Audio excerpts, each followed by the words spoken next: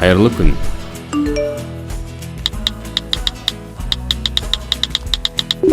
Қош келдіңіз. Қазақ тілін үйретуге дайынбыз. Ендеше бастайық. Сәлем достар, көңіл-күйлеріңіз қалай? Сіз қандай мамандық иесісіз? Қазақша өз мамандығыңыз туралы айта аласыз ба? Ендеше біздің бүгінгі сабағымыз мамандықтарға арналады. Мамандық – это профессия. Олай болса, достар, суреттерге назар аударайық. Ұшқыш. Ұшқыш ұшақпен ұшады.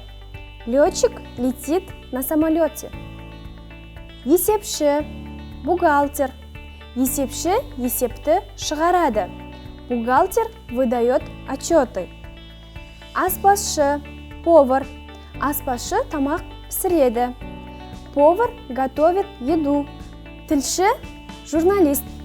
Тілші сұхбат алады. Журналист берет интервью. Мұғалім, учитель. Мұғалім оқушыларды оқытады. Учитель обучает учеников. Дәрігер, врач. Дәрігер науқастарды емдейді. Врач лечит больных. Құрылысшы, строитель. Құрылысшы үй салады. Строитель строит дома.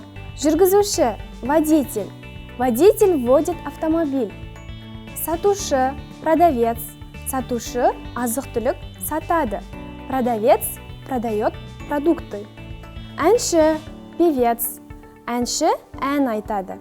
Певец поет. Сонымен достар, бұл жердегі бірнеше мамандық атауларына назар аударайық. Яғни есепші, тілші, құрылысшы, жүргізуші, сатушы, әнші, биші деген сөздерде бұл жерде бізде ші деген жұрнақ жалғанған.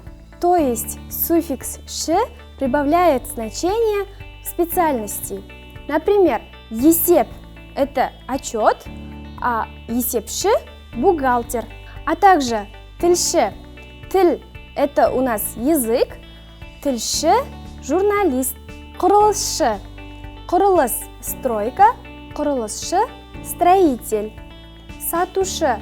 Сату – продать, сатушы – продавец. Ән – песня, әнші – певец.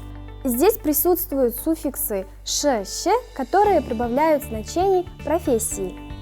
А также суффикс «ш» добавляется к твердым словам и «ш» к мягким словам. Тапсырма. Берілген сөздерге «ш», «щ» жұрнақтарын жалғап, мамандық атауын табыңыз. Қайталаңыз.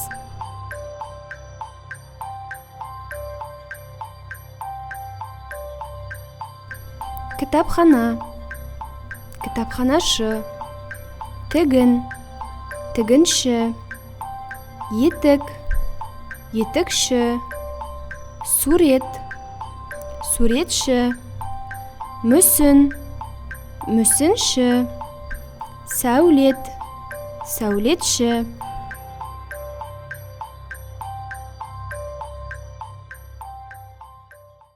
Сонымен достар, мамандықтар тақырыбына арналған бүгінгі бейне сабағымыз аяқталды. Қазақша үйренейік бейне сабағы сіздерге ұнайды ма? Олай болса, ұнайды белгісін басыңыздар. Егер де қандай да бір ұсыныстарыңыз, сұрақтарыңыз болса, төменге пікір қалдырыңыздар. Келесі көріскенше қош сау болыңыздар.